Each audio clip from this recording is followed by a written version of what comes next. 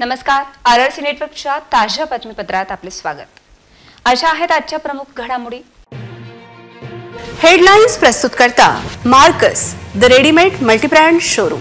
सर्वोत्तम quality, fresh stock, latest designs, reasonable rate. LRT college road, Raghuvanshi Mangal कार्यालयाच्या बाजूला, अकोला। मोदींच्या मंत्रिमंडळात नितीन गडकरी, प्रतापराव जाधव यांचा समावेश। राष्ट्रवादी काँग्रेस व शिवसेनेचा संयुक्त जल्लोष। अकोल्यात अल्पवयीन पडवितात सुसाट गाड्या, सामान्यांच्या जीवाची नाही कोणालाच पर्वा। सुनावणीची तारीख देऊन प्राथमिक शिक्षण अधिकारी सुटीवर, हिंदू ज्ञानपीठ शाळेचे पालक बसले जिल्हा परिषदेत ताटकळत। पुढील काही दिवस तुरळक पावसाचा अंदाज, वादळी वाऱ्याने आज देखील केले नुकसान। बलात्काराचा गुन्हा दाखल झालेला अतुल काळणे कोणत्या राजकीय पक्षाचा पदाधिकारी, सर्वत्र विचारणा। आता सविस्तर बातम्या। देशाचे यशस्वी पंतप्रधान नरेंद्र मोदी यांच्या नेतृत्वात NDAचे सरकार स्थापन झाले। या मंत्रिमंडळात भाजपचे ज्येष्ठ नेते नितीन गडकरी व शिवसेना ज्येष्ठ नेते प्रतापराव जाधव यांच्या नियुक्तीने अकोल्यात मोठा जल्लोष करण्यात आला। राष्ट्रवादी महानगर अध्यक्ष विजूभाऊ देशमुख यांच्या नेतृत्वात हा जल्लोष गांधी चौकात करण्यात आला। विदर्भाच्या रस्ते विकासात केंद्रीय मंत्री नितीन गडकरी यांची मोलाची भूमिका होती।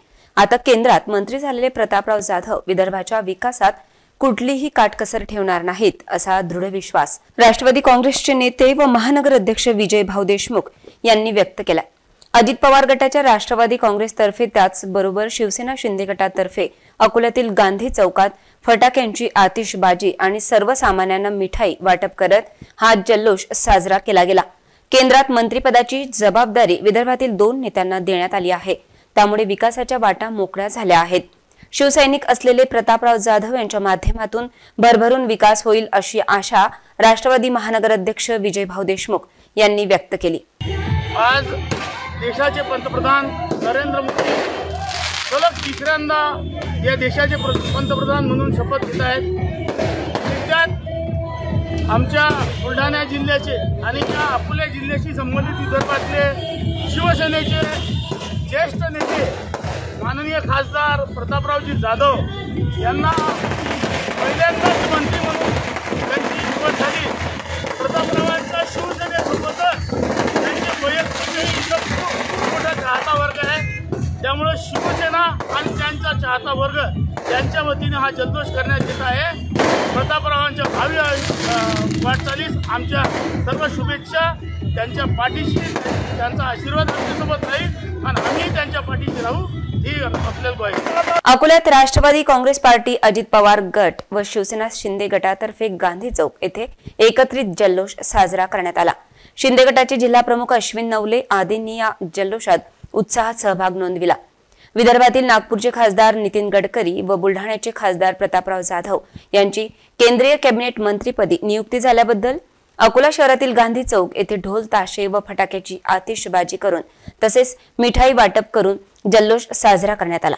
यावेळी राष्ट्रवादी काँग्रेस पक्षाचे महानगराध्यक्ष विजयभाऊ देशमुख यांच्या नेतृत्वात शिवसेना शिंदे गटाचे जिल्हा प्रमुख अश्विन नवले, सामाजिक कार्यकर्ता ओम प्रकाश सावल, महानगर अध्यक्ष योगेश भाऊ अग्रवाल, राष्ट्रवादी काँग्रेस पक्षाचे माजी नगरसेवक दिलीप भाऊ देशमुख, संजय शाह, राष्ट्रवादी युवक काँग्रेस महानगर कार्याध्यक्ष यश सावल, गौतम भाऊ गवई, संतोष डाबेराव, राष्ट्रवादी काँग्रेस पक्षाचे OBC विभाग महानगर अध्यक्ष अनिल मालगे यांच्यासह शेकडो कार्यकर्त्यांनी ढोल ताशे व भव्य आतिषबाजी करून जल्लोष साजरा केला।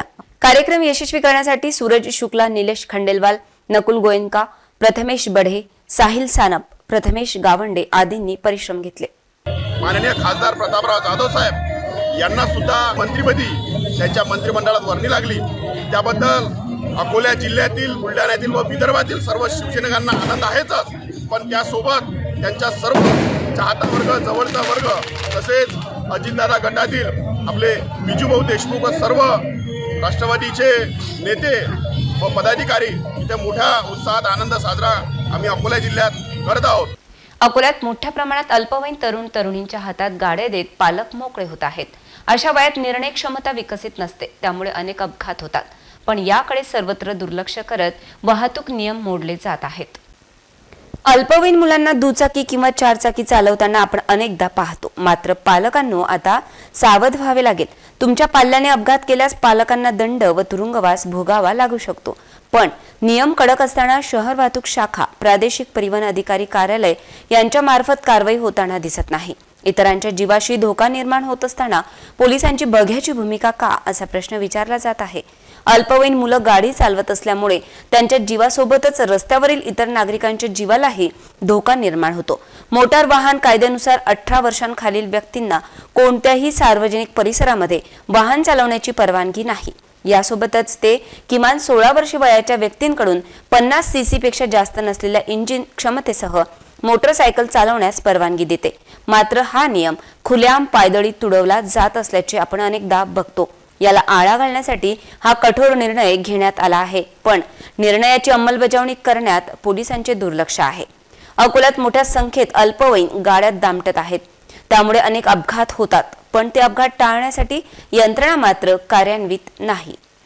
अकोला शहरातील आदर्श कॉलनी भागात असलेल्या हिंदू ज्ञानपीठ शाळा ही व्यवस्थापकांनी अचानक बंद केल्याने या शाळेत RTE अंतर्गत शिक्षण घेणाऱ्या विद्यार्थ्यांचे भविष्य अंधकारमय झाले आहे। याविषयी प्राथमिक शिक्षणाधिकारी यांची भूमिका संशयास्पद दिसून येत आहे। हिंदू ज्ञानपीठ शाळा व्यवस्थापनाने पूर्वकल्पना न देता अचानक शाळा बंद करण्याचा निर्णय घेतल्याने पालकांमध्ये एकच खळबळ उडाली आहे। सदर शाळेमध्ये 100च्या वर विद्यार्थी RTE अंतर्गत शिक्षण घेत आहेत, त्यामुळे अचानक शाळा बंद झाल्याने वेळेवर दुसऱ्या महागड्या शाळेत ऍडमिशन घ्याव्या तरी कशा, असा प्रश्न पालकांपुढे येऊन ठेपला आहे। हिंदू ज्ञानपीठ शाळा बंद होणार असे समजताच बाकी खासगी शाळांनी आपल्या शालेय फी मध्ये दुपटीने वाढ केली आहे। सदर शाळा व्यवस्थापनाने केलेल्या अन्यायाबाबत जिल्हा परिषद माध्यमिक शिक्षण अधिकारी रीतसर तक्रार सुद्धा देण्यात आली होती। याबाबत आज शिक्षणाधिकारी यांनी सुनावणीची तारीख दिली। दिलेल्या वेळेवर पालक जिल्हा परिषद मध्ये आलेत, मात्र शिक्षण अधिकारी रजेवर गेले। ऐन सुनावणीला प्राथमिक शिक्षण अधिकारी रतनसिंग पवार सुट्टीवर गेल्याने पालकांमध्ये विविध चर्चा रंगल्याचे पाहायला मिळत आहे। हिंदू ज्ञानपीठ या शाळेमध्ये एका दिव्यांग कुटुंबाच्या पालकासोबतच इतरही पालकांची मुले शिक्षण घेत आहेत। अचानक शाळा व्यवस्थापनाने अचानक शाळा बंद केल्यामुळे त्यांच्यामधून तीव्र स्वरूपाची नाराजी व्यक्त केली जात आहे।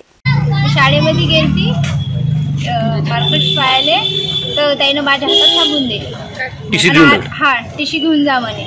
बस एवढं म्हणलं, काढून दिलं। मला काय ते वाचता नाही आली, माझी सही पण घेऊन घेतली त्याने। तुमच्या मुलाला शासकीय RTE नंबर लागलेला आहे माझा, तरी त्यांनी टीसी दिली? हा, तरी टीसी दिली। ते मला वाचता नाही आली, माझ्या हातात देऊन दिली, मी घरी चालले गेली। मला माहितच नाही, नंतर मला माहित पडले, मी यायच्या संग चालले आहे। अभी स्कूल बंद हो रही है, उन्होंने डिक्लेरेशन दे दिया। पहली बात तो स्कूल बंद हो रही, डिक्लेरेशन दिया। नेक्स्ट उन्होंने दिया कि हाँ शुरू हो रही है, फिर दिया कि बंद हो रही है। तो फिर इसमें हम कंफ्यूज हो गए। हम कहीं जाएंगे तो अभी पूरे स्कूलों की जो एडमिशन है पूरे क्लोज हो गई है। तो हमारे जो RTE वाले बच्चे हैं, जो पेमेंट वाले बच्चे थे, जो फीस दे सकते हैं, वो बच्चे कहीं, उनकी एडमिशन कहीं भी होगी, लेकिन प्रॉब्लम तो हम लोगों का है ना।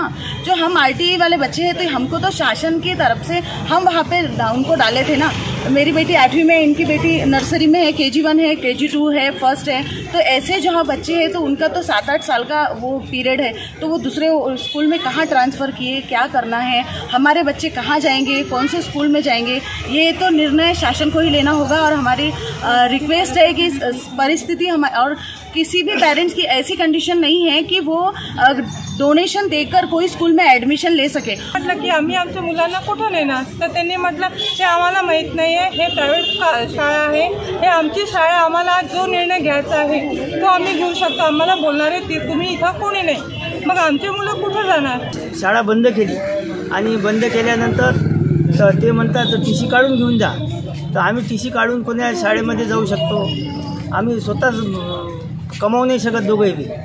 तर आम्ही आता काय करावं? तर याच्यावर आम्हाला तुम्ही न्याय द्यावा। नाहीच न्याय दिला तर आम्ही उपोषणाला बसू, नाही तर काही करू आम्ही, पण आम्ही मागं फिरू नये। पुढील काही दिवस पाऊस किंवा मेघगर्जनेसह पाऊस पडण्याची शक्यता आहे।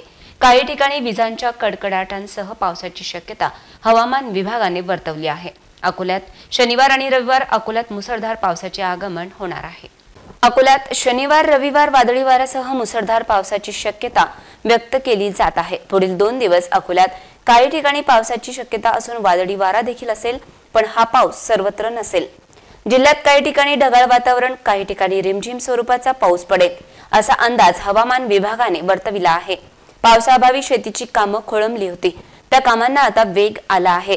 दरम्यान 100 मिलीमीटर पाऊस पडेपर्यंत शेतकऱ्यांनी पेरणीची घाई करू नये असा सल्ला काही कृषी तज्ज्ञांनी दिला आहे। रविवारी रात्री अमरावतीचे खासदार बळवंत वानखेडे यांचे बॅनर फाडल्याचे समजताच ठाकरे गटातील पदाधिकारी कार्यकर्त्यांनी राजकमल चौकात धाव घेतली। ठाकरे गटाचे कार्यकर्ते आणि भाजप कार्यकर्ते आमने सामने आल्याने काही काळ परिसरात तणावाचे वातावरण होते।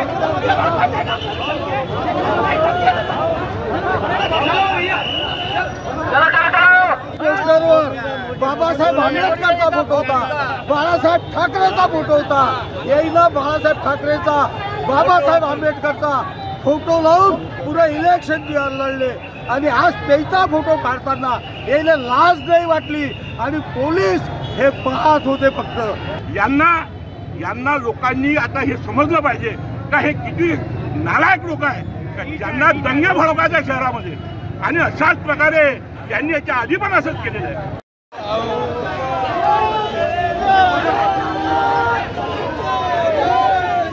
अमरावतीमध्ये काँग्रेसचे नवनिर्वाचित खासदार बळवंत वानखेडे यांच्या अभिनंदनाचे लावलेले बॅनर भाजप कार्यकर्त्यांनी फाडले।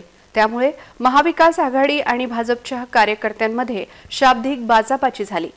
अमरावतीच्या राजकमल चौकात रविवारी रात्री हा प्रकार घडला। ठाकरे गटाचे कार्यकर्ते आणि भाजप कार्यकर्ते आमने सामने आल्याने काही काळ परिसरात तणावाचे वातावरण होते। पोलिसांनी मध्यस्थी करून भाजप आणि आघाडीच्या कार्यकर्त्यांना शांत केले। आता परिसरात तणावपूर्ण शांतता आहे। खासदार वानखेडे यांचे बॅनर फाडल्याचे समजताच ठाकरे गटातील पदाधिकारी कार्यकर्त्यांनी राजकमल चौकात धाव घेतली। ठाकरे गटाचे नेते सुधीर सूर्यवंशी यांनी या घटनेवर संताप व्यक्त केला। त्यांनी राजकमल चौकात ठिय्या आंदोलन करीत झालेल्या प्रकाराबाबत पोलिसांना जाब विचारला। वानखेडे यांचे बॅनर फाडणाऱ्यांवर कठोर कारवाई करा अशी मागणी महाविकास आघाडीच्या कार्यकर्त्यांनी केली। रात्री उशिरापर्यंत सिटी कोतवाली पोलीस ठाण्यात ठाकरे गटाचे कार्यकर्ते ठाण मांडून बसले होते। भाजपने व इतर पक्षाने लावलेले बॅनर रात्री पोलीस व महापालिका प्रशासनाने काढले। नुकत्याच झालेल्या लोकसभा निवडणुकीत महाविकास आघाडीचे काँग्रेस उमेदवार बळवंत वानखेडे यांनी भाजप उमेदवार नवनीत राणा यांचा पराभव केला। निवडणूक निकाल लागून 5 दिवस झाले असताना रविवारी रात्री खासदार बळवंत वानखेडे यांचे बॅनर फाडण्यात आले आहे। आम्ही कोणाचा रोष कधी कोणी अगर आपले त्यांच्या पक्षाचा प्राईम मिनिस्टर झाला त्यांनी उत्साह केला पाहिजे, पण उत्साहामध्ये ज्या बाळासाहेबाचा तुम्ही बॅनर लागलेलं फाडून राहिले हे कुठपर्यंत बरोबर आहे? हे यांना शोभते काय? यांनी बाळासाहेब ठाकरेचं पोस्टर, उद्धव साहेबांचं पोस्टर, बाबासाहेब आंबेडकरचं पोस्टर हे लोकांकडे फाडत असत। यांना लोकांनी आता हे समजलं पाहिजे का हे किती नालायक लोक आहे, ज्यांना दंगे भडकायच्या शहरामध्ये, आणि अशाच प्रकारे त्यांनी याच्या आधी पण असंच केलेलं आहे। पण आमच्या बाळासाहेबांच्या वर्गाचा हात टाकला तर यांना चालेल तर जिवंत नाही सोडणार आम्ही लोक। कोणी बॅनर फाडलेला आहे, त्या बॅनर मध्ये उद्धव साहेबांचा फोटो होता, परमपूज्य डॉक्टर बाबासाहेब आंबेडकरांचा फोटो होता।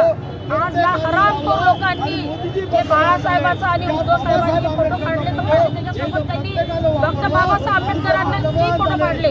या लोकांना ताबडतोब अटक झालं पाहिजे। मग एवढी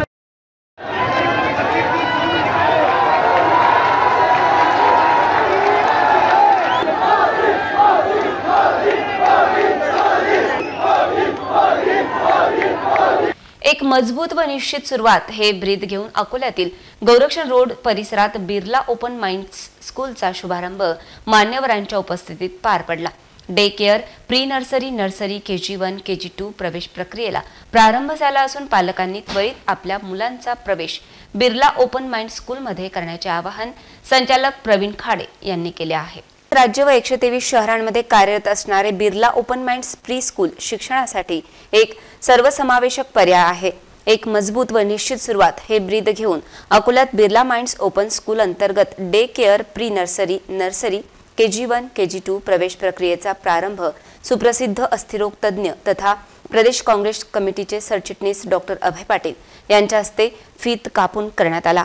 यावेळी प्रसिद्ध उद्योगपती रमाकांत खेतान, माजी आमदार बबनराव चौधरी, खाडे कुटुंबासह मान्यवरांची उपस्थिती होती. उद्याच्या भारताची सक्षम निर्मितीसाठी समकालीन आणि जागतिक दर्जाचे शिक्षण देण्यावर लक्ष केंद्रित करते. बिर्ला ओपन माइंड स्कूलमध्ये अत्याधुनिक शिक्षणासह पोषक वातावरण प्रदान केले जाते, ज्यामध्ये लहान मुलांना प्रेम, काळजी, सुरक्षितता, आदर आणि मूल्यवान वाटते.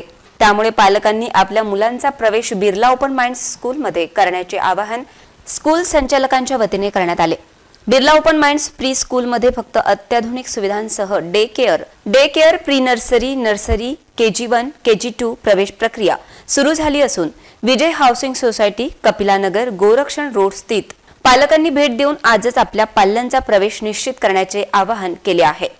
SN खतीब, विवेक पारसकर, काँग्रेस जिल्हाध्यक्ष अशोक अमनकर, प्रशांत गावंडे, गायगाव मिलिटरी स्कूल संचालक महेश गणगणे, सिद्धार्थ शिरसाट, अझहर इक्बाल, AICC सदस्य, माजी नगरसेवक मोहम्मद एजाज, सम्राट हॉटेल संचालक सतीश भागवत, AICC सदस्य बंटी पटेल, पंचायत राज सचिव प्रवीण जगताप, युवा नेते BJP, चंद्रमणी राजूरकर, नीतू पवार, आरती सरवरे, अकोला बिर्ला प्री स्कूल केंद्र प्रमुख वैशाली खाडे यांच्यासह मान्यवरांची उपस्थिती होती.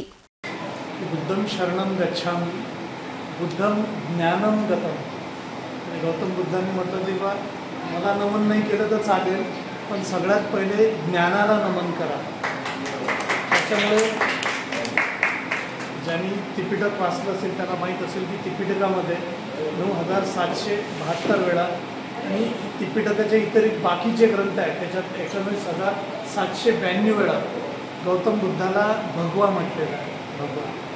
भगव्याचा अर्थ काय होतो? भगवा म्हणजे आपण अंगावर धारण करतो कपडा म्हणून भगवा नाही.